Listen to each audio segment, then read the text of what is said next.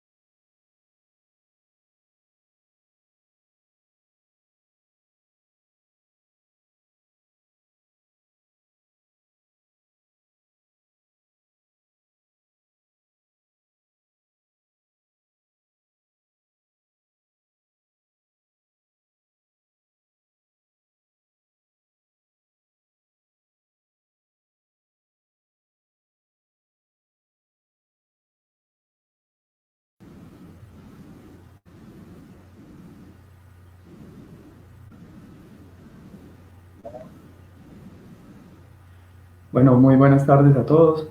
Gracias por unirse a este ejercicio que hemos propuesto desde el Grupo de Investigación de Fenomenología de Interacciones Fundamentales para acompañarnos entre todos en esta cuarentena y para hablar de temas que nos parecen muy interesantes.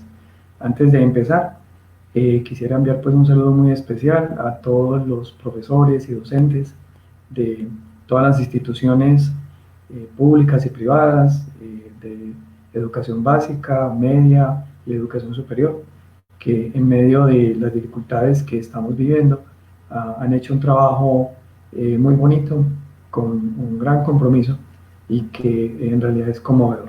Entonces, un saludo para todos. Bueno, pues en las sesiones pasadas, en las dos sesiones de las semanas anteriores, tuvimos la oportunidad de discutir temas como qué cosas eran grandes, qué cosas eran pequeños, qué escalas tenía el universo, y más adelante un poco sobre la estructura de la materia.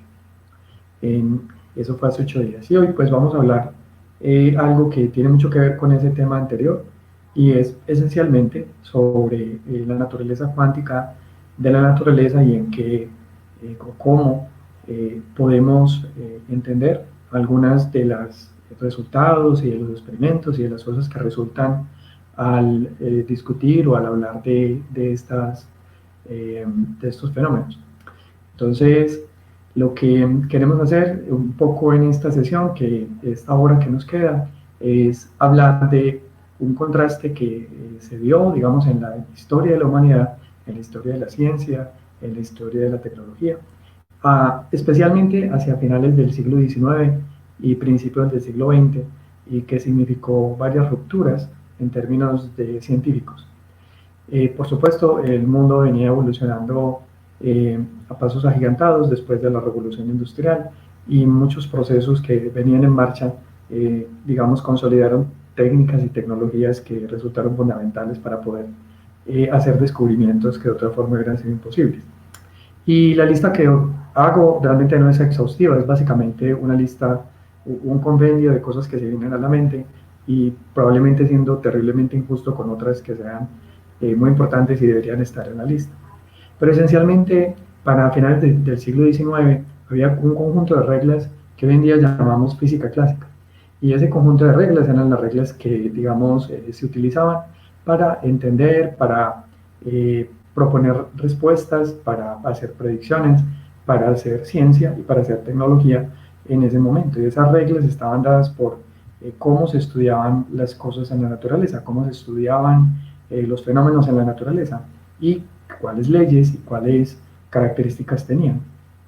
Entonces, hacia esa época y hubo una transición que pues hoy en día parece corta entre, no sé, 1870 y 1905, 1910, pero abarca realmente 40 años de un desarrollo muy fuerte en muchas áreas que hoy vamos a tratar. Pero esencialmente previo a eso teníamos, pues, como hemos discutido en las sesiones pasadas, las leyes de Newton, por ejemplo, y que nos dan una historia, nos cuentan cómo la naturaleza responde bajo la acción de fuerzas. Esencialmente, si no hubiera fuerzas, la naturaleza todo seguiría una trayectoria recta, según lo que entendemos de las leyes de Newton, y el hecho de que no siga una trayectoria recta responde a que en la naturaleza hay interacciones. Y esas interacciones, digamos, eran más o menos ya conocidas en ese momento. Cuando digo más o menos es porque igual no tenían todo el detalle, pero había un conocimiento sólido sobre gravitación. Se tenía muy claro y se había mucho fundamento sobre cómo funcionaba la ley de la gravitación universal, sobre el sistema solar y sobre temas que ya no ofrecían en ese sentido, en ese punto, un reto muy grande, aunque posteriormente hubo que reevaluar. Y luego, finalmente, la otra teoría fundamental, la teoría electromagnética, que nos cuenta qué pasa con las cargas eléctricas, qué pasa con el magnetismo, cómo esas fuerzas realmente hacen parte de una misma cosa, un mismo fenómeno que llamamos electromagnético, y qué fenómenos se derivan de ahí.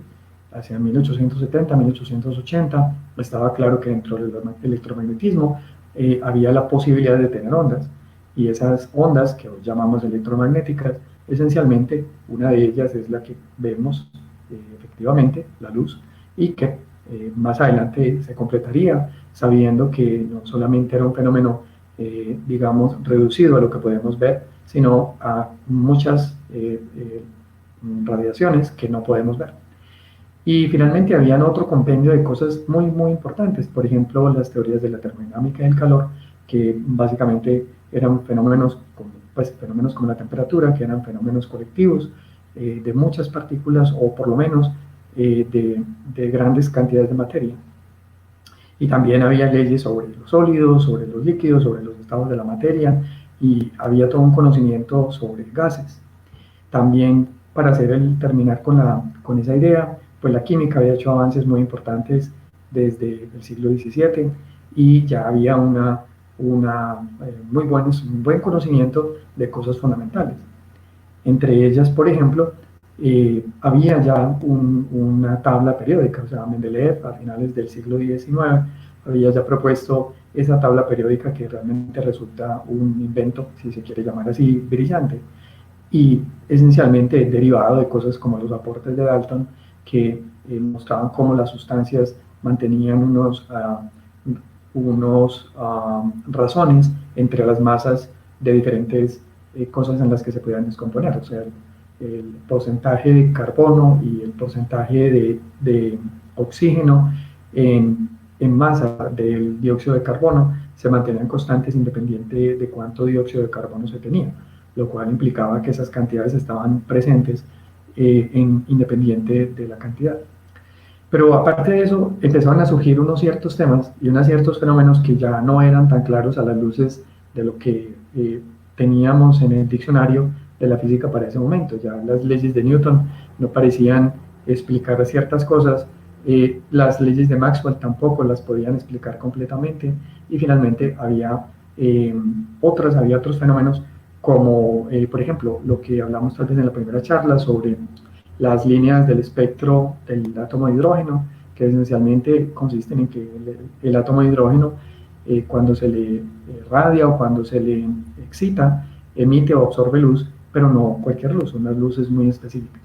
Y por último, en esa lista estaba un experimento que es un experimento negativo, tal vez el experimento negativo más famoso que hay, el experimento de Michelson-Morley, que básicamente intentaba probar cuál era la velocidad de la Tierra con respecto al éter, y en la práctica terminaba mostrando que la velocidad de la luz era constante, que es la base fundamental para la formulación de la relatividad especial en 1905 por parte de Einstein.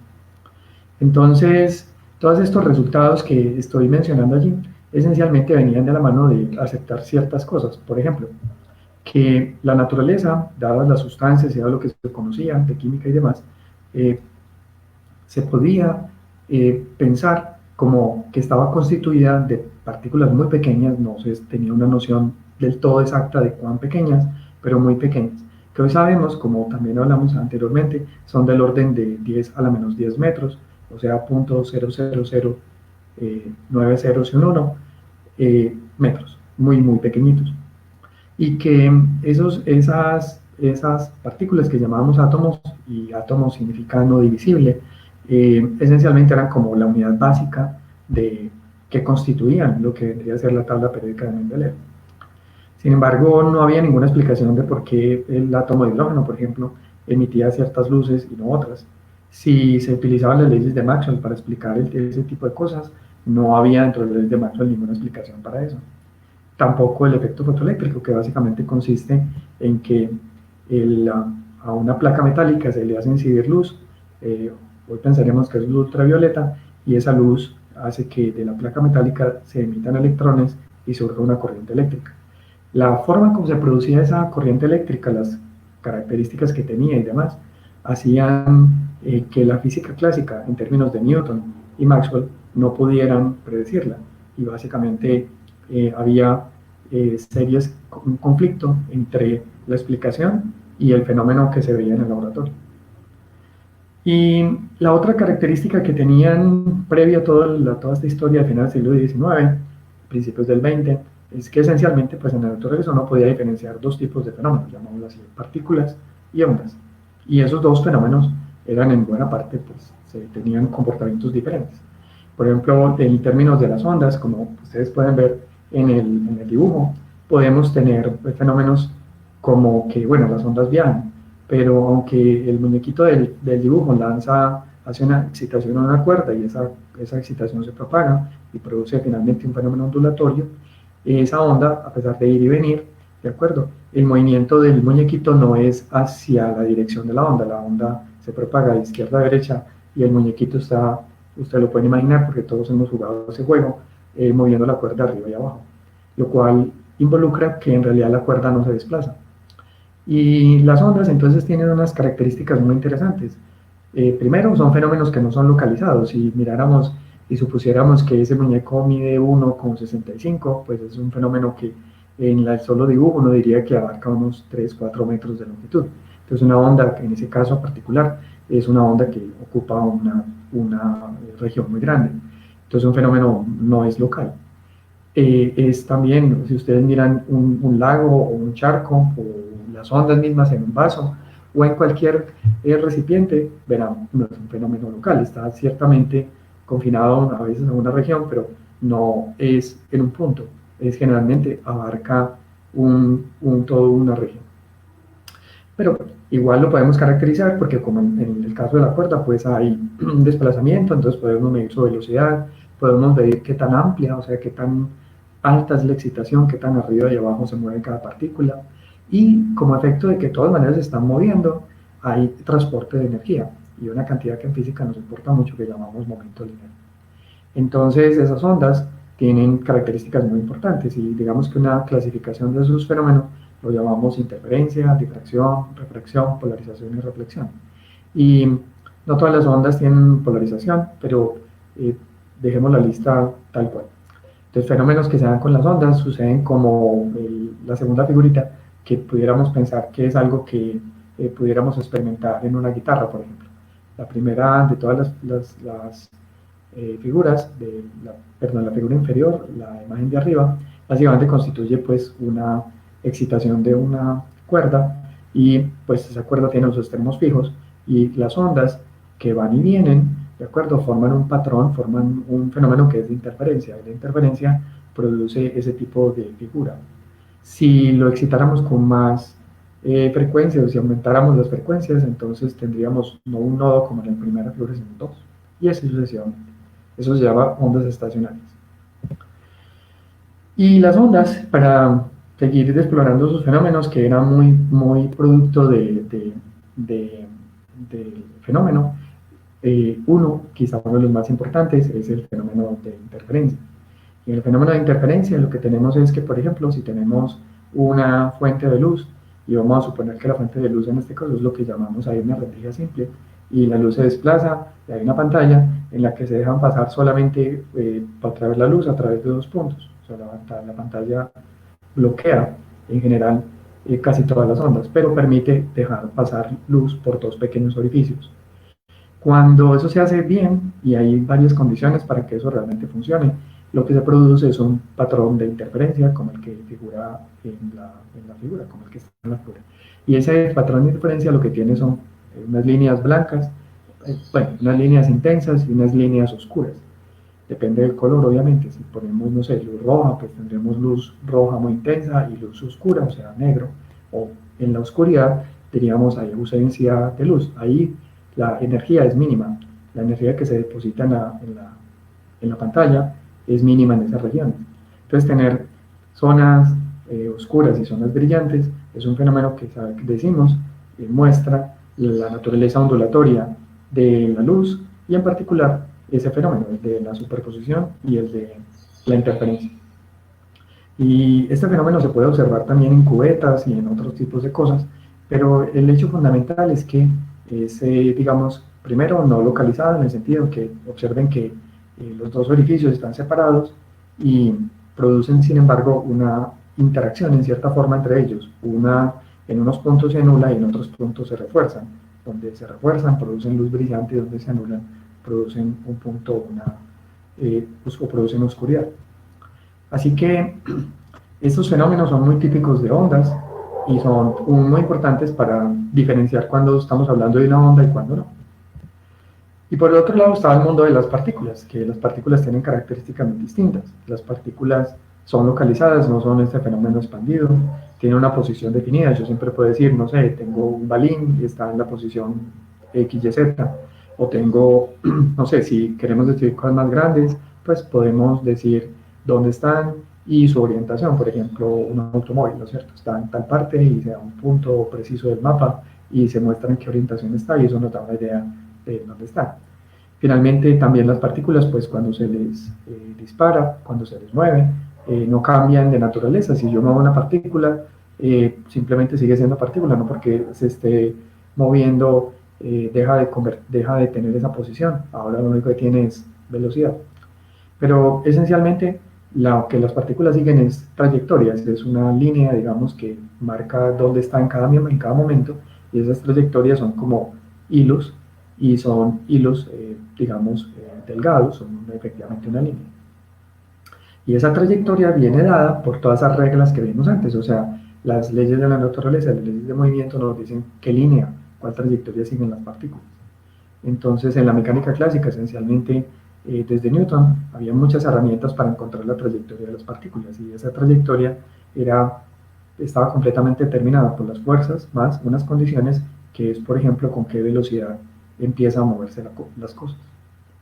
Y bueno, la otra cosa es que esas partículas les asociamos otras características, por ejemplo, masa, carga eléctrica y posiblemente otras que podamos asociarle a ellas. Pero además, cuando se mueven, cuando viajan, cuando chocan, etc., llevan también energía, momento lineal, momento angular y otras cantidades físicas que nos interesan. Pero efectivamente, eh, por ejemplo, bajo el efecto de una onda, en el caso que vimos ahorita, de una onda en una cuerda, las partículas de las que está compuesta la cuerda se mueven arriba y abajo, y la onda se mueve de izquierda a derecha. Las partículas se mueven porque hay una fuerza, y el fenómeno de la onda es un fenómeno más colectivo, más por efecto de que hay una tensión y de que hay una cantidad de masas distribuida a lo largo de un medio. Hay un medio, pues una cuerda que se distribuye. Así que es como tener dos mundos aparte. Y desde esa perspectiva, si repitiéramos nuestro experimento de poner dos pequeños agujeros y en lugar de ondas enviáramos partículas, lo que sucedería es que esas partículas llegarían a la pantalla y ya no formarían un patrón de interferencia, porque básicamente son partículas, y pues las que puedan pasar siguen su trayectoria, golpean la pantalla y forman dos puntos, que vienen a ser como la imagen de los dos puntos por los cuales pasaron originalmente.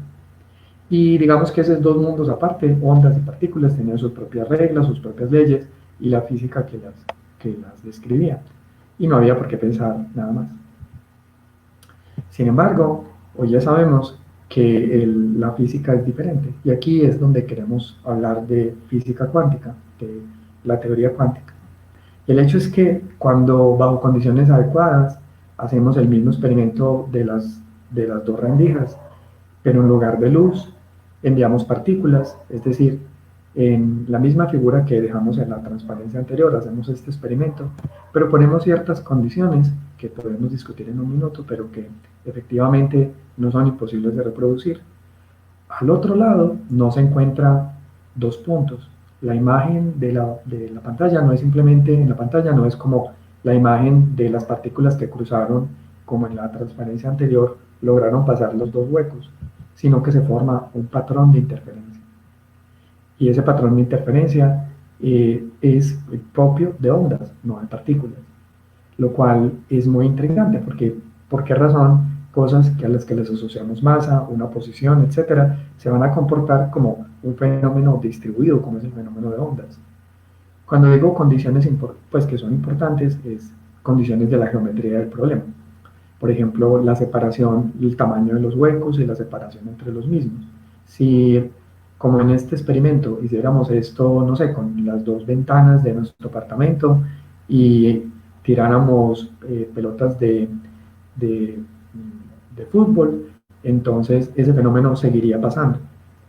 En este otro, sin embargo, si ponemos distancias muy pequeñas del orden del átomo un poquito más grandes que el átomo, y repetimos ese experimento, los electrones, por ejemplo, en esas instancias reflejan una naturaleza ondulatoria y se comportan como se comportan las ondas. Y esas ondas las llamamos ondas de materia, y básicamente surgen a raíz de pues, propuestas que son en buena parte teóricas de un físico francés, Louis de Broglie, que las propuso. Y ese experimento, que uno diría, bueno, puede ser que los electrones, no sé, tienen una característica rara que los hace comportar así, pero es un experimento que se repitió o se ha repetido con neutrones, con moléculas, con átomos, con muchísimo tipo de partículas. Y siempre y cuando la geometría lo permita, todas ellas reflejan la naturaleza ondulatoria de estas partículas. Luego, el fenómeno no está reducido a alguna característica especial de los electrones o alguna característica especial de alguna de estas entes que estamos discutiendo, sino que es un fenómeno que es mucho más intrínseco y no depende de la partícula. Así que esas ondas que vemos que interfieren, de acuerdo, no teníamos cómo hacerlas, cómo describirlas en física clásica, en la física de Newton, ni en la física de Maxwell. No en la física de Maxwell porque no son luz, tampoco con la física de Newton porque si simplemente usamos fuerza igual masa por aceleración y cualquier otra ley que necesitemos allí, nos daría esto. Luego, para que nos dé esto, necesitamos describirlo como ondas. Y eso es, digamos, algo que no estaba en el libreto de nadie. Y describir eso es un fenómeno que se llevó mucho tiempo entre que se empezaron esas discusiones que surgen desde 1900, 1905 y no realmente podríamos decir que no han terminado porque aún hoy hay discusiones, pero que fueron ganando un cuerpo muy sólido de conocimiento y tuvieron un avance muy importante desde 1926, pero estamos hablando de 25 o 30 años de discusiones alrededor de ese fenómeno. Y en esencia es un fenómeno que no inició de la nada. Este experimento que estoy proponiendo para poder hablar de la dualidad onda-partícula arranca previo a todo eso. Voy a adelantarme un poquito y después nos volvemos. Entonces, la cosa es por qué algunas partículas reflejan una naturaleza ondulatoria, como esos electrones en ese experimento, y otras no. Porque no vemos un carro ser una onda, porque no encontramos que una pelota de fútbol es una onda, o que, no sé, un nadador es una onda. Y la razón esencialmente es porque esa onda, sus características, una de ellas es la distancia entre las crestas de las ondas. Perdón, me devuelvo un poquito. Y aquí, en este ejemplo que pusimos, si vemos la distancia entre dos de esas crestas, lo llamamos lambda, lo llamamos longitud de onda. ¿Okay? Y si utilizamos electrones y lo planteamos a la manera de Broglie, vemos que la longitud de onda es proporcional a una constante, que es una constante muy, muy pequeñita, es 0.000033 ceros y un 6, o sea, es muy, muy pequeña. Y por lo tanto la longitud de onda es muy pequeña. Si yo en esa ecuación, lambda igual a h sobre p, pongo la masa y la velocidad de un objeto normal, como por ejemplo un carro, o sea, una masa de 1000 kilogramos y una velocidad de 20 metros por segundo, esa lambda es extremadamente pequeña, y tan pequeña que es millones y millones y millones de veces más pequeña que el átomo, por lo tanto es indetectable. Pero con esa misma ecuación empieza a tener importancia, por ejemplo, para masas pequeñas, como la del electrón. El electrón es muy liviano, entonces esa longitud de onda se puede detectar si las masas y las velocidades no son tan grandes. En el caso del electrón, porque la masa no es muy grande, la masa del electrón es 10 a la menos 31 de ese orden, entonces compite con este número 6 por 10 a la menos 34. Entonces lambda se vuelve de alguna manera detectable. Y esa constante no es gratuita, aunque esta es un fenómeno que se planteó más adelante, que se venía planteado desde el año 1900, en el que Max Planck la había propuesto para resolver otro problema previo, que era el problema de la radiación del cuerpo negro. Y esencialmente, en el estudio de lo que llamamos radiación del cuerpo negro, que es como decir si tenemos, digamos, un horno que está muy bien sellado por todas partes y le dejamos solamente un pequeño agujero y queremos dejarlo a una cierta temperatura y observar la radiación que sale por el agujero, veríamos que esa radiación tiene un cierto espectro, tiene unas ciertas características. Y todo lo que pronosticaba la física de Newton, la física de Maxwell, fracasaba para explicar ese tipo, las características de esa radiación.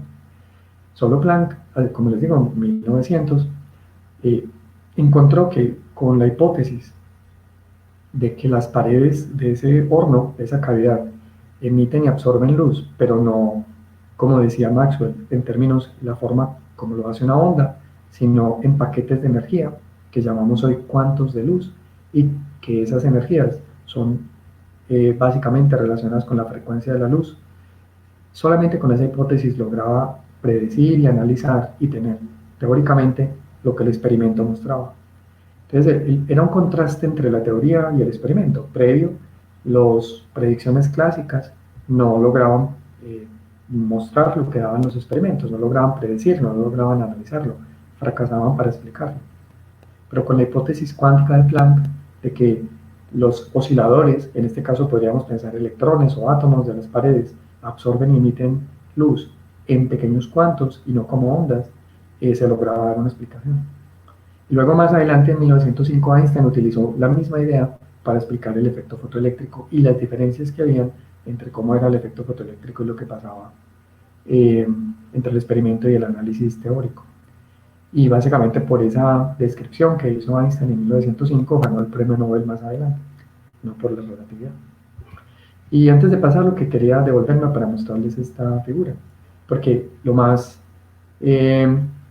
llamativo, una de las cosas más llamativas del experimento de las dos rendijas, que lo llamamos el experimento de Young, con electrones, es lo siguiente. Si nosotros tuviéramos el experimento de Young, ese experimento con electrones, este que estamos viendo acá, y mandamos esas bolitas negras, suponemos que son electrones, ¿de acuerdo? Y los logramos controlar para mandarlas de a muy poquitas, como de a una en una, entonces al principio mostrarían como la figura B, es decir, caerían en alguna parte de la pantalla. Y a medida que avanzamos enviando más y más electrones, van formando cada vez más, se va formando el patrón C, y cuando mandamos todavía más, formamos un patrón D, y cuando ya mandamos millones y millones y millones, tenemos el patrón E, que es un patrón de franjas oscuras y brillantes. Ese es el patrón al que nos referimos con interferencia. Pero entre el B y el E, o sea, las dos figuras, entre las dos partes de la figura que tenemos ahí, hay una diferencia que se nota, y es que si yo la mando de una en una, cuando choca con la pantalla, es como si fuera un solo electrón, fuera una sola partícula y estuviera localizada. Sin embargo, hay de todas maneras el comportamiento ondulatorio que vemos en la figura E. Luego, había o hay mucho que preguntarse sobre ese resultado. Y la hipótesis entonces que se podía tener es que los electrones y las partículas en general también tenían un comportamiento ondulatorio. Y una característica más de este experimento que acabamos de decir, el experimento de Young, es que si, otra vez, perdón, me devuelvo, si en este experimento que tenemos acá pusiéramos un detector de partículas que nos dijera el electrón definitivamente pasó por la ranura de la derecha, se perdería el patrón de interferencia, y lo que veríamos al otro lado sería lo que veíamos cuando se enviaban balones por una ventana, es decir, simplemente los que logren pasar formarán un punto y los que no, no. Y es muy llamativo porque lo que hacemos cuando ponemos un detector en una de esas dos ranuras es que nos avisa por dónde pasó el electrón. Si precisamos por cuál ranura pasó, se deja de comportar como onda y se comporta como partícula. Si renunciamos a saber por cuál ranura pasó, se comporta como onda. Lo cual, si ustedes recuerdan bien de lo que vimos en nuestra figura anterior, aquí, es consistente con que si nosotros hay una cierta necesidad de que entre esos dos huecos que producen un patrón de interferencia, la misma onda pase por los dos, el mismo frente de onda choque con los dos. Lo cual implicaría que los electrones, si lo pensamos como un frente de onda como este, no son en ese intermedio una partícula, son una onda que necesita pasar por los dos puntos para poder formar el patrón de interferencia.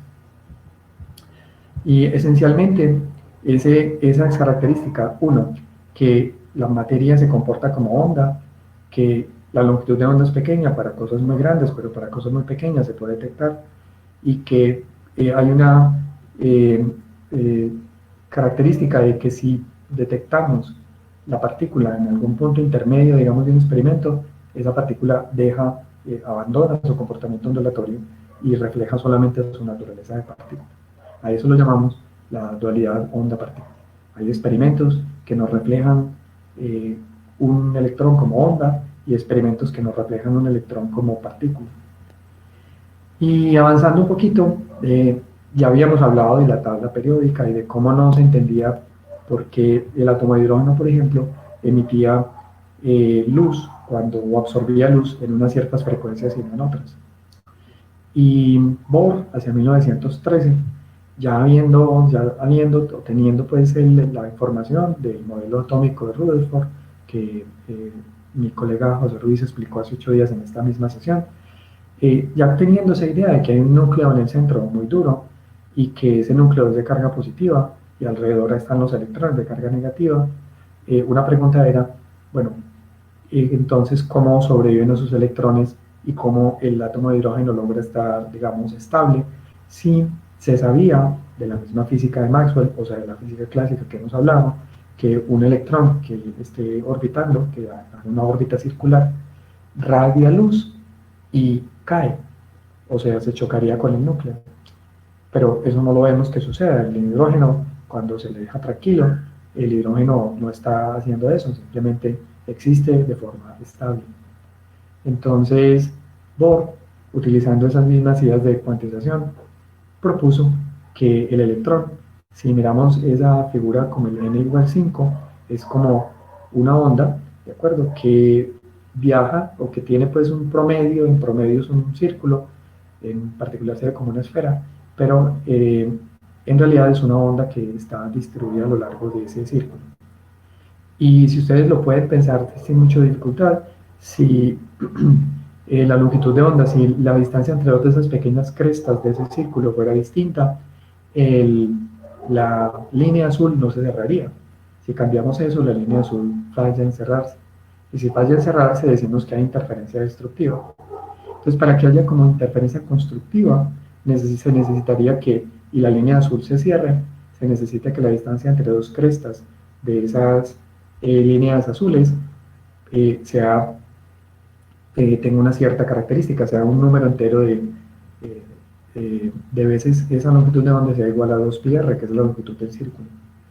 Y con esa idea se llega también a la idea de hay una cantidad muy importante en física que llamamos el momento angular, y decimos, el momento angular del electrón está cuantizado.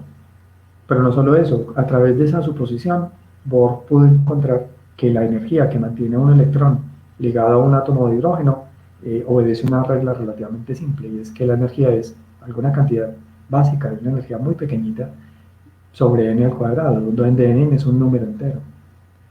Y con eso ya había habido, Balmer, como lo mencioné hace un tiempo, hace un rato, había ya encontrado una regla que obedecía exactamente a esta misma prescripción, solo que la regla de Balmer era una regla empírica, solamente la obtuvo, era un profesor de un colegio en Suiza, y jugando con los números se dio cuenta que obedecía una regla como esta, pero no se sabía por qué. Y con la explicación de Bohr, digamos, se lograr una explicación muy fundamental a las líneas del espectro de Balmer. Y básicamente lo que en efecto aquí, lo que decimos es que si un electrón en un átomo de hidrógeno cambia, digamos, por alguna razón de la órbita que tiene n igual 4 a una orbital n igual 5, emite luz. O si pasa, digamos, del 4 al 3, entonces absorbe luz.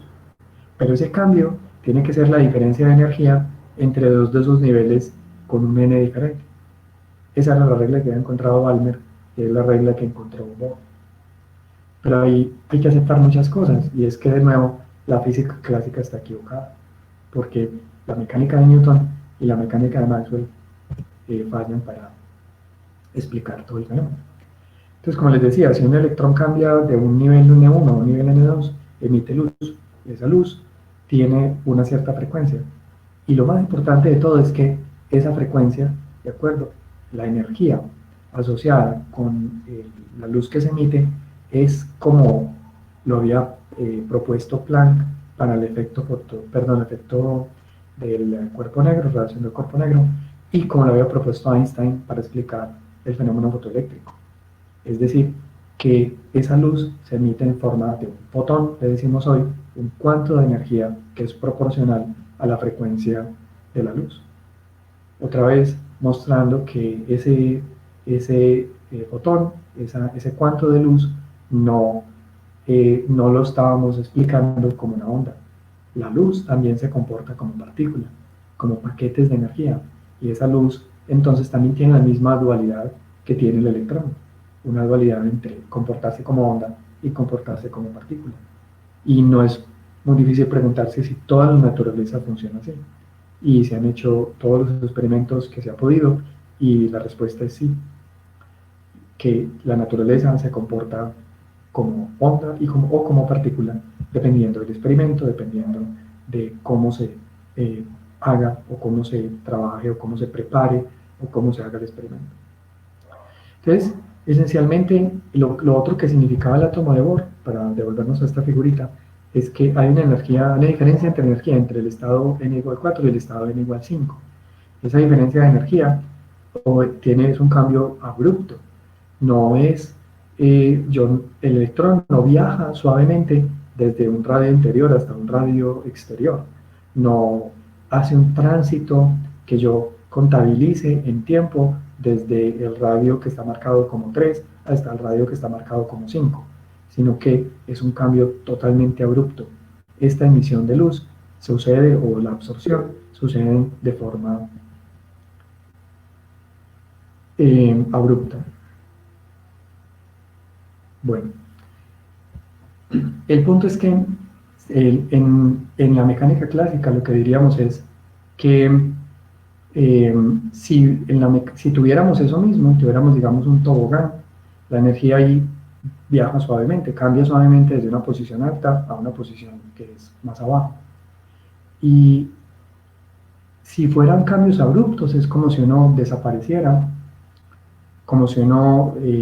desapareciera desde la parte alta del tobogán y reapareciera en la parte baja, y reapareciera de forma inmediata, y es como si no hubiera hecho el viaje. Sería como la forma de explicarlo con cosas macroscópicas. Por supuesto, eso no es lo que vemos es que las cosas viajan suavemente. Si uno se tira por un tobogán, viaja suavemente entre un punto alto y un punto más bajo. Y por lo tanto, queda entonces esa idea de, para los fenómenos macroscópicos, las reglas de Newton, las reglas de Maxwell, etcétera, siguen siendo válidas, y ahí ya sabemos más o menos bien cómo acomodar esas reglas dentro de las reglas de la mecánica cuántica. Pero para cosas muy pequeñas, los fenómenos cuánticos predominan y ya no siguen esas reglas newtonianas o de Maxwell. La otra cosa muy interesante de todo esto es que se tenía ya una imagen muy precisa de cómo funcionaba el átomo de hidrógeno. Pero el átomo de hidrógeno es el 75% aproximadamente de la materia del universo. Es como lograr con una sola explicación, explicar las 3/4 partes de la materia que compone el universo. Y excluyendo materia oscura, diciendo materia ordinaria. Y sin mucha dificultad, el átomo de helio sigue una cosa relativamente parecida, pero el átomo de helio es diferente, pero todavía obedece a reglas muy parecidas, y ese átomo de helio es prácticamente el otro 25%. Solamente con esa idea de cuantización se lograba tener una idea precisa sobre la materia del universo casi en su totalidad, la materia ordinaria. Porque los otros átomos y los otros núcleos existen, pero son muy poquito comparado con la cantidad de hidrógeno y helio que hay. Entonces es como poder describir casi toda la materia del universo con un solo plumazo. Pues lo otro que nos confirmó esto, que es maravilloso, es que observando el espectro de las estrellas, veíamos el espectro del hidrógeno, lo cual significa que las estrellas están compuestas de hidrógeno. Veíamos las galaxias lejanas y se miraba su espectro y había helio, lo cual implicaba que estábamos viendo de qué estaban compuestas las estrellas y las galaxias muy lejanas. Y eso se logró desde hace un siglo. Finalmente, en ese estudio nos planteamos entonces, pues hay que ser más formales, y todo un trabajo pero muy dispendioso de numerosos físicos muy famosos y muy inteligentes y muy brillantes, que lograron finalmente consolidar un cuerpo de conocimiento sobre los fenómenos cuánticos. Y digamos que en 1926, Erwin Schrödinger dio como un salto muy importante con una ecuación que tiene su nombre y que nos explica, de nuevo, por ejemplo, el átomo de hidrógeno, ya con mucho más detalle, mucho más de lo que se podía con la descripción que hizo Bohr. Pero no solo eso, sino que introdujo algo que era fundamental, es algo que nos maravilla y nos pone a discutir todavía hoy, pero que a muchos físicos no les gustaba. Por ejemplo, a Einstein no le gustaba. Y es que los fenómenos físicos, los sistemas físicos se describían con algo que En ese momento se llamaba la función de onda y se utiliza esta letra griega psi.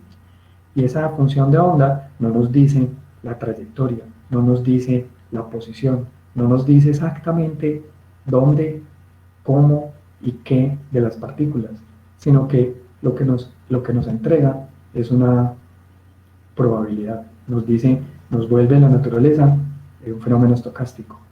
Y no podemos decir, prácticamente en muy contados ejemplos, muy contados experimentos, la posición es exactamente esta, o la posición o la velocidad es exactamente aquella.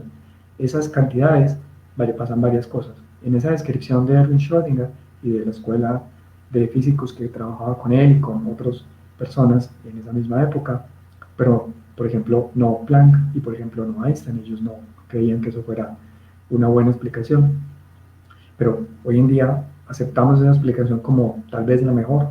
Y el hecho es que esa función de onda lo que nos entrega es una probabilidad. ¿Cuál es la probabilidad de que la partícula esté en una cierta posición? ¿Cuál es la probabilidad de que tenga un cierto momento? ¿Cuál sería el momento medio, la velocidad media, la posición media? Pero no nos entrega la trayectoria. Y aunque eso en fenómenos macroscópicos se reduce enormemente por lo que ya hablamos, en fenómenos microscópicos y del mundo del átomo y más pequeños son el comportamiento fundamental que tienen. Y en la práctica es lo más difícil, digamos, de entender desde nuestra perspectiva, que es macroscópica, perdón, de nuestra perspectiva del mundo sobre el mundo microscópico, porque no lo podemos ver. No podemos iluminar un átomo, no hay una linterna, entre comillas, que nos permita ponerla sobre un átomo de hidrógeno y mirarlo en un microscopio. Ni existe ese tipo de linterna, ni existe ese tipo de microscopio, no como lo conocemos. Aunque sí se puede, por supuesto, experimentar en él. Y José, en la sesión pasada, mostraba cómo podemos experimentar con el núcleo. En este caso también podemos experimentar y podemos constatar la estructura que tiene el átomo y mostrar que efectivamente esa descripción, que es probabilística, es una buena descripción. Y esencialmente, hacia los años que siguieron, se planteó este experimento mental que llamamos tradicionalmente el experimento del gato de Schrödinger. Y el experimento básicamente es fácil de contar. Dice, suponga que en la cajita que está marcada allí como con un elemento radioactivo, en esa cajita hay un fenómeno cuántico. El fenómeno cuántico es como los fenómenos cuánticos, puede dar un resultado o puede dar el otro. Lo único que sabemos es la probabilidad, pero no sabemos si es el uno o el otro. No es el uno ni es el otro. Pero, por ejemplo, eso implica, digamos, un átomo que se desintegra, un núcleo que se desintegra mejor, un núcleo de uranio que se parte en dos. Ese núcleo de uranio, al partirse en dos, y ese es un fenómeno cuántico, es un fenómeno estocástico, si se parte, digamos, deja caer ese martillo, y ese martillo rompe un gas que mata al gato. Si cerramos la caja y no sabemos nada de lo que pasa dentro de la caja, hay una probabilidad de que el átomo haya decaído, pero hay una probabilidad de que ese núcleo no haya decaído. Y no sabemos si el gato está vivo o muerto. Es un experimento que nadie ha hecho con gatos porque los físicos no odian a los gatos, sino simplemente es una forma de expresar que un fenómeno estocástico puede tener resultados resultados que son al mismo tiempo algo contradictorios. Porque para nuestro mundo macroscópico, la realidad es las cosas que pasan, digámoslo así, muy chapuceramente. Pero en este caso no sabemos si el núcleo decayó o no. No sabemos si el gato está vivo o muerto. Y cuando nos preguntamos cuál es el estado, decimos, el estado es una mezcla. Es una mezcla entre que el átomo ha decaído y no decayó. Más que mezcla, es una interconexión en esos estados. No es realmente yo pongo un poquito de una cosa, un poquito de la otra, como lo haría en una mezcla, sino una superposición, una entrelazamiento entre esos estados. Y cuando decimos que eh, cerramos la caja y no tomamos medidas, la única forma de expresar eso que sabemos es expresarlo como que el gato está medio vivo y medio muerto. Hay una probabilidad de que esté vivo y una probabilidad de que esté muerto. y las dos cosas son al mismo tiempo reales. Hasta no medir, hasta no tener una medida, no sabemos. Y esencialmente esa es como de las contradicciones que son difíciles de aceptar de la mecánica cuántica, pero que tienen resultados que se han verificado a lo largo de la historia. Y finalmente, otra de las características que quiero mencionar ya por último es algo que tiene que ver con el principio de incertidumbre. Mencionaba yo ahora que era imposible situaciones en las que supiéramos, por ejemplo, la posición y la velocidad de una partícula al mismo tiempo, de forma exacta. Y resulta que en la naturaleza, en nuestra explicación cuántica tal vez, y en lo que hemos podido observar mejor, en los experimentos que se han podido hacer, hay una eh, intrínseca imposibilidad de conocer esas dos cosas simultáneamente. En otras palabras, por ejemplo, respecto a un electrón, podemos tener una cierta certeza de que está en una región pequeña, pero si sabemos eso, perdemos información de qué velocidad tiene, de, o si sabemos qué velocidad lleva, muy precisamente perdemos información de dónde está. Y a eso, esa compensación de una cosa por la otra, la llamamos el principio de incertidumbre. Heisenberg es la persona que inicialmente lo formuló. Hoy en día se entiende en términos de lo que él propuso, más otras personas que contribuyeron también al entendimiento de lo que entendemos es el principio de incertidumbre. Pero esencialmente ese principio de incertidumbre nos dice que hay una irreducibilidad no solo experimental, sino física de la naturaleza a enseñarnos, a entregarnos medidas precisas de cosas que antes dábamos por sentado que eran precisas, la velocidad, la trayectoria, la posición y ese tipo de datos. Finalmente diríamos que en nuestra descripción cuántica, nuestros sistemas los describimos con esa función de onda, esa función de onda nos arroja números cuánticos. Y esos números cuánticos no siempre obedecen a las descripciones que he dicho hasta ahora, posición, velocidad, masa, etc. Es también la posibilidad de que haya cosas nuevas, y una de ellas es el spin. El spin es una característica estrictamente cuántica, no hay una contrapartida en mecánica clásica ni en física clásica que se le parezca. Una es la rotación, pero si fuera una cosa rotando, yo la podría detener. Si yo pongo una bola de billar a rotar, yo la puedo detener. Pero el electrón que tiene spin no se puede detener. No hay ninguna cosa que yo pueda hacer para quitar ese momento angular asociado con el spin, para volverlo cero. Siempre que lo mido, da este número, h medios o h o menos h medios. No da nunca 3h medios, ni menos 3h medios, ni 0, ni 2, ni 1. Da más o menos h medios. Siempre mide h medios. Entonces es como estar en dos estados, uno con el más y otro con el menos, y son los estados del spin del electrón. Y uno pensaría, bueno, pero eso solo se aplica a electrones, eso qué importa, es muy pequeño. Pero no, eso tiene consecuencias fenomenales. Por ejemplo, en los resultados de la implosión de una estrella, eh, esa imposibilidad, ese fenómeno del spin, vuelve estrellas de neutrones estables, entre otras cosas, pero contribuye a la estabilidad de esas estrellas. Y cuando una estrella muy masiva no logra compensar eso, decae un agujero negro o cae un agujero negro. Pero lo que estamos diciendo es que estas características cuánticas tienen implicaciones muy profundas en la naturaleza y en la vida y en la física de todos. Bueno, esa era la presentación. Eh, hay una bibliografía muy corta allí. Hay algunos autores que han escrito libros muy buenos y están por eso repetidos. Les recomendaría a cualquiera de ellos, son todos excelentes escritores y explican muy bien y suelen ser muy entendibles y muy agradables de leer. No sé si Diego, que me estaba acompañando, tenga alguna pregunta, nos diga algo.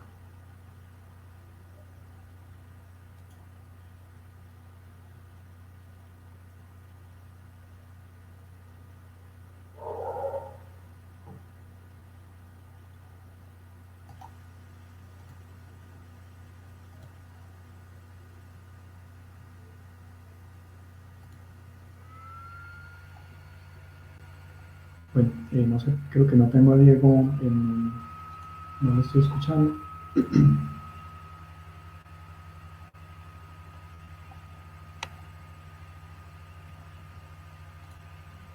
En fin, entonces, pues, si no podemos hacer la sesión de preguntas, de las que vamos debiendo, eh, tendríamos que tal vez abrir un espacio después, o si quieren, pues, no sé,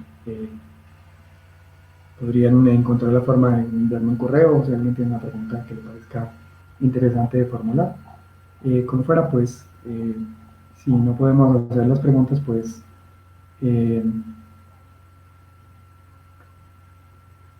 a ver, me dice Diego que les espere un momentito, así que les pido paciencia unos segunditos a ver si logramos resolver el asunto de las preguntas.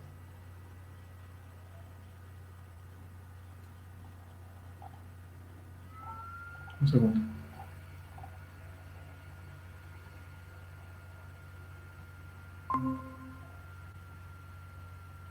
Bueno, yo creo que... Creo que ahora sí. Sí, te oigo, sí, ya sí te oigo. Yo tenía una pregunta comparando un sistema microscópico con un sistema macroscópico. Sí. Es el caso del electrón orbitando en el átomo de hidrógeno respecto al protón, comparado con un sistema macroscópico como sería un sistema binario de estrellas de neutrones. Sí. Una de las cosas pues, que preocupaban a los que trataban de explicar el átomo de hidrógeno era que el electrón emitiera radiación electromagnética y terminara cayendo al núcleo del átomo de hidrógeno. Sí. Este tipo de fenómenos al final no se ve, sin embargo el equivalente macroscópico, por ejemplo un sistema binario de estrellas de neutrones, sí que exhibe ese comportamiento. Allí pues una estrella de neutrones emite radiación en forma de ondas gravitacionales y termina colapsando el sistema. Sí. Este tipo de analogías que nos serviría, pues nos sirve para, de alguna manera para ilustrar las diferencias entre lo cuántico y lo clásico, o son cosas que no están relacionadas. Yo diría que nos sirve para ilustrar la diferencia que hay entre el mundo de la mecánica cuántica no relativista, que es la que le aplicamos al átomo de hidrógeno, y lo que podríamos creer que constituye la mecánica, porque básicamente lo que sucede en un sistema binario es la emisión de ondas gravitacionales que hace que el sistema pierda energía, y esa radiación, de acuerdo a lo que nos muestra, es que no hay una órbita estable para que una estrella, por ejemplo, de neutrones que orbita otra, pare de radiar. En otras palabras, que no existe como una contraparte, por lo menos en ese sistema, que estabilice como en el hidrógeno, estabilizaría al electrón en una órbita. Y no lo existe en la contraparte, digamos, relativista. De nuevo, lo que un poquito nos muestra es ese divorcio quizá entre mecánica cuántica y gravitación, que sigue siendo algo que no tenemos herramientas para resolver. Y por supuesto el divorcio tan grande entre lo macroscópico y lo microscópico, porque una estrella de neutrones es una estrella que usualmente son 3, 5 masas solares, y son varias masas solares, y esas estrellas entonces, digamos que si lo pensáramos como una cosa que tiene una longitud de onda de Brooklyn, tendrían una longitud de onda extremadamente pequeña. Y el problema ahí sería tratar de estimar las velocidades relativistas que tienen, porque podrían ser muy grandes y entonces se salen del ámbito de lo que podemos estudiar utilizando mecánica cuántica no relativista. Tendríamos que aplicarle unas reglas distintas y esas reglas tampoco las sabemos muy bien.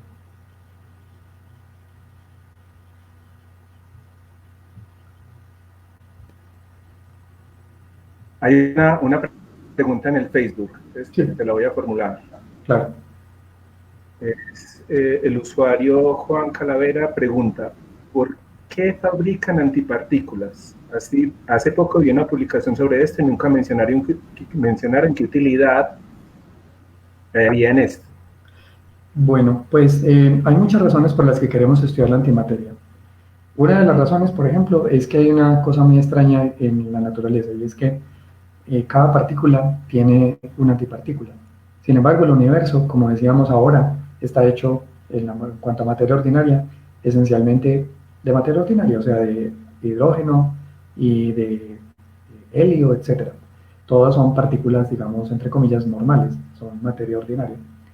Pero todas esas partículas, si estudiamos un poco el problema y vemos que todas vienen como de procesos fundamentales que debieron suceder durante el Big Bang o posterior a él, pero tal vez no muy tardíamente, debió haber algún desbalance entre materia y antimateria, porque la antimateria no la vemos. No encontramos antigalaxias, no vemos antisoles, no vemos antimateria siendo nave vagando por ahí, o grandes aglomeraciones de la misma.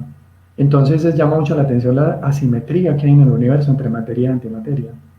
Y esa antimateria un poco es como que no es porque la queremos producir, es porque es inevitable que se produzca cuando se producen colisiones de partículas. Por ejemplo, eh, nos llegan partículas del Sol, nos llegan partículas del espacio exterior. Esas partículas en ocasiones son antipartículas o golpean partículas que están en la alta atmósfera y en la colisión producen antipartículas. O pasan otros fenómenos como los fenómenos que suceden de decaimiento nuclear o aceleramos partículas y las chocamos contra otras y es inevitable que se produzca antimateria.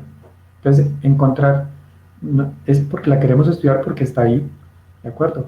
Y dos, porque resulta interesante, por ejemplo, estudiar esa simetría materia-antimateria.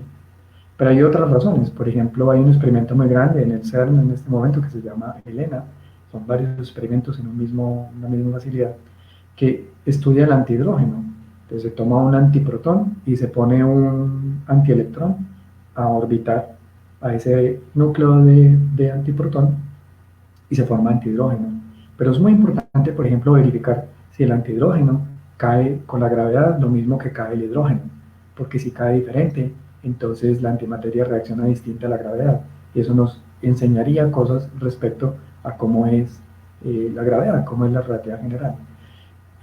Si no encontramos diferencia alguna, entonces podemos decir la materia y la antimateria tienen un comportamiento ante la gravedad que es el mismo. Estoy solo poniendo ejemplos, pero hay numerosas otras razones por las cuales la antimateria eh, eh, es algo que nos interesa muchísimo y que queremos explorar.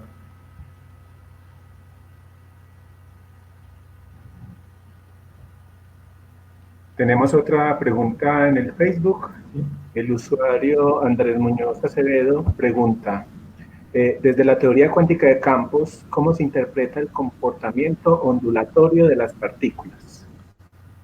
Bueno, la teoría cuántica de campos, digamos, tiene una estructura un poco diferente a la teoría esta teoría que explicamos hoy. Hoy hablamos de teoría cuántica no relativista. La teoría cuántica relativista tiene algunas características que hacen que haya necesidad de convertirla rápidamente en una teoría cuántica de campos. Entonces, en ese caso, a lo que apelamos es más hacia estudiar campos de materia o campos de radiación.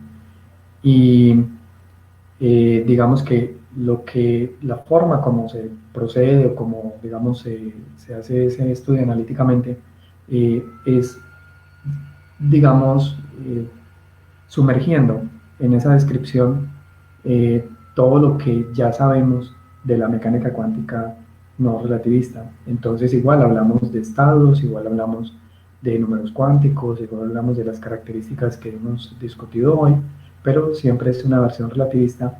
Y dos, hay algunas cosas que no intentamos hacer de esa manera porque se vuelven, pues son engorrosas, o porque, por ejemplo, en las técnicas para hacerlo no nos dan información nueva respecto a lo que ya sabemos de la mecánica cuántica no relativista. Entonces, por ejemplo, el experimento de las dos rendijas, si bien es cierto, se puede estudiar utilizando teoría cuántica de campos, y para eso hay toda pues podemos hacerlo metodológicamente.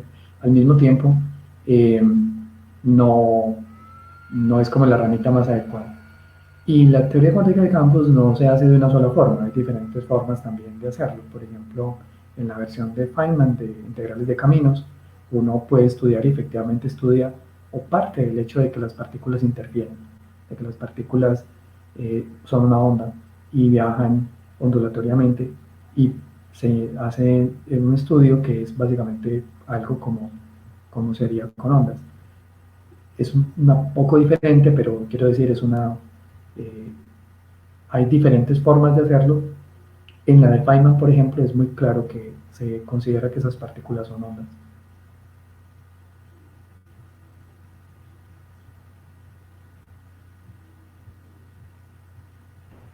Hay otra pregunta un poquito confusa, pero voy a intentar interpretarla. Bueno, Es el usuario Gustavo Jiménez y está preguntando que si, supongo que tú, Nelson, si crees que el Big Bang es de hecho el resultado de una gran acumulación de materia y energía absorbida por un gran agujero negro. eh, a ver, una vez como que uno observa que el universo tuvo una singularidad inicial, eh, ¿cuál es la naturaleza de esa singularidad o qué explicar alrededor de ella? eh, Se sale de la física que podemos describir, porque las singularidades por su propia naturaleza están, digamos, fuera del espacio-tiempo en la práctica, o sea, son como un punto, una ruptura del espacio-tiempo en el que no tenemos, eh, digamos, formas de conocer, formas de saber, formas de llegar a ellas. Entonces, eh, yo diría que hay cierta evidencia de que no es un agujero negro que produjo ese tipo de cosas. Si un agujero negro una vez formado, no veríamos una razón por la cual se vuelve inestable y explota. No, no dentro de lo que sabemos. Y por otras razones, un agujero negro tiene una simetría esférica que es muy importante. Y el universo después del Big Bang no tiene exactamente esa simetría, no estamos 100% seguros de que esa sea literalmente la simetría que tiene. Luego, no hay una conexión exacta entre una cosa y la otra. Entonces, el hecho de que haya singularidades no implica que todas las singularidades son iguales, hay singularidades que se diferencian unas de otras. Las de los agujeros negros tienen ciertas características, una de ellas, por ejemplo, como lo dije ahorita, es las simetrías. Para el caso del Big Bang es otro tipo de singularidad, y yo no juzgaría, por lo que puedo decir desde cosas que también ignoro, que sea simplemente un agujero negro que explotó. Hay muchas razones para pensar eso y no estaría muy de acuerdo con esa frase, pero tendría que tal vez estudiar un poquito más y entender mejor cosas que no sé del todo bien.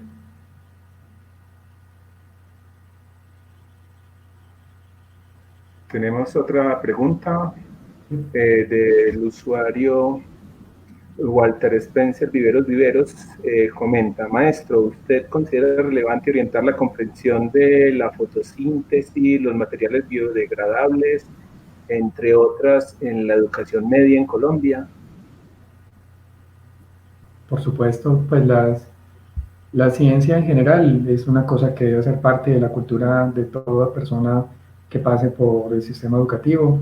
No, es más, de toda persona, es simplemente una cosa que debe ser parte del acervo cultural de todos. Y hablar eh, pues lo que menciona, la fotosíntesis, ese tipo de cosas, es una necesidad, eh, pero pues urgente. Y de hecho están los programas de educación básica y media, y habría que pensar si pues no se está logrando algo, pero sí es una cosa que es una absoluta necesidad, por supuesto.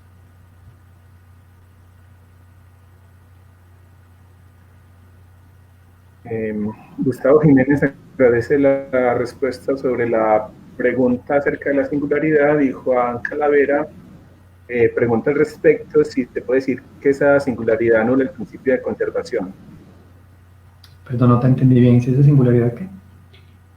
Anula el principio de conservación. Ah, Imagino que conservación de la energía. ok, de nuevo, las leyes de conservación de la naturaleza, pues desde el punto de vista en física, y física teórica en particular, las asociamos muchísimo con las simetrías que tiene la naturaleza misma. Y el espacio-tiempo, las simetrías que encontramos, nos dan una relación entre esas leyes de conservación y simetrías. Pero hay un problema, y es que, de nuevo, una singularidad es un punto que es como un hueco que hay en el espacio-tiempo. El Big Bang realmente es una singularidad distinta en relación, volviendo un poco a la pregunta anterior, pero también intentando responder esta vez. ¿Por qué es diferente? Porque es como que en ese agujero negro, no, perdón, en esa singularidad mejor, el espacio y el tiempo se crean en la misma singularidad, parten de ahí, eh, arrancan ahí, el tiempo arranca ahí, el espacio arranca ahí. Y no es como los singularidades de agujeros negros que uno las pone en un sitio y ahí ya hay espacio-tiempo, digámoslo así. Ya hay, ya hay un tiempo, ya existe ese tejido que llamamos espacio-tiempo. En el caso de la singularidad del Big Bang, eso no existía previamente, se crea en la explosión. Entonces, el otro problema que tenemos con conservación y todo eso es que si antes no había espacio-tiempo, no le podemos asociar realmente leyes de conservación a lo que no existía. Y ahí habría que pensar seriamente qué vamos a hacer. Realmente con lo que sucede con la física en esas singularidades sigue siendo un gran misterio y no es algo en lo que tengamos certeza, un conocimiento muy profundo. Es el ámbito de la gravedad cuántica y no tenemos ni las herramientas aún, ni sabemos suficiente como para atacar de fondo y poder resolver preguntas como esa, que son muy interesantes, pero no tenemos aún todo el acervo necesario para responderlas o intentar dar una explicación muy convincente o completa. Ya no veo más preguntas en el chat de Facebook. Sin embargo, quisiera hacer como un comentario Claro. final, quizás, con respecto al lenguaje. Por ejemplo, cuando uno quiere describir al electrón, quizás el lenguaje del mundo cotidiano no es lo más apropiado para asignarle una palabra, pues, porque onda, partículas son cosas del mundo cotidiano que quizás se quedan cortas para describir lo que realmente es un electrón. Al final, matemáticamente, pues se describe como un campo cuántico o lo que sea, pero encontrar una palabra para describirlo puede ser difícil. Sin duda. Sin duda. Uno de los problemas que tenemos pues, en física es que todos esos fenómenos a veces, para poderlos hablar de ellos y referirnos a ellos, utilizamos lenguaje que confunde, porque pues, lo más próximo a ese lenguaje son cosas cotidianas que no se parecen, son muy diferentes. En eso tienes toda la razón. Bueno, pues entonces a todos muchas gracias por acompañarnos. Hay una última pregunta que apareció. Dale. Listo. Walter Spencer Viveros, ¿es un objeto cuántico el electrón? Yo creo que esa pregunta es para vos. Sí, es un objeto cuántico en el sentido en que es una partícula que prácticamente todo lo que podemos decir de él, o todo, es cuántico. Pero tú puedes ayudar con la respuesta, Diego, ya que lo pusiste el tema. No. Podría comentar al respecto. Bueno. Pues sí, desde el punto de vista matemático, en la teoría cuántica de campos, que es como el lenguaje con el que podemos describir de forma más exacta el electrón, intentar traducir eso al lenguaje cotidiano, pues, y si uno le asignaría un nombre, diría que el electrón como tal es una excitación de un campo cuántico que permea todo el universo. Y en efecto, esas excitaciones asociadas al electrón se pueden contar y son muchísimas, serían como el orden de 10 a la 80 excitaciones del campo electrónico las que existen en el universo observable. ¿Había otra pregunta más? Ok. Bueno, no sé, ¿hay más preguntas o...?